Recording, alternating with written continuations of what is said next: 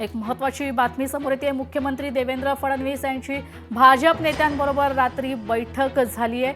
वर्षा निवासस्थानी रात्री उशिरापर्यंत मुंबई पालिकेसाठी खलबत झाली आहे। तर उमेदवार निवडणुकीसंदर्भात महत्त्वपूर्ण निर्णय झाल्याची सूत्रांची माहिती आहे।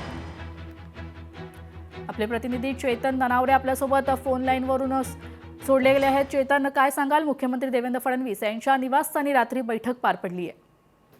निश्चित तेजल, काल सुरुवातीला दादरच्या वस्त्र स्मृती कार्यालयामध्ये भाजपच्या निवडणूक संचालन समिती आहे भाजपची, त्याची बैठक पार पडली होती। मुंबईतील एकंदरीत 6 लोकसभा मतदारसंघ आहेत, त्यातल्या प्रत्येक वॉर्डनिहाय आलेल्या नावांवरती चर्चा झाली आणि प्रत्येक वॉर्डमधून किमान 3 नावांची यादी आहे।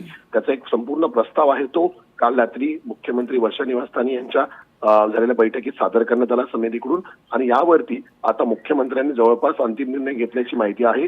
आणि मुख्यमंत्र्यांनी घेतलेल्या निर्णयानंतर आज पुन्हा एकदा भाजपची जी मुंबईची कोर कमिटीची बैठक आहे त्याच्याबरोबर मुख्यमंत्री एकदा बसतील आणि हा अंतिम प्रस्ताव आहे तो सादर केला जाईल। त्यामुळे नेमकं आता कुणाच्या नावावर शिक्कामोर्तब झालेलं आहे, किती जागा भाजपने निश्चित केलेल्या आहेत, हे आजच्या बैठकीनंतर स्पष्ट होईल।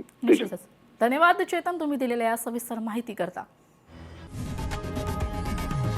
लोकशाही मराठी ऐका, पहा, जागरूक रहा।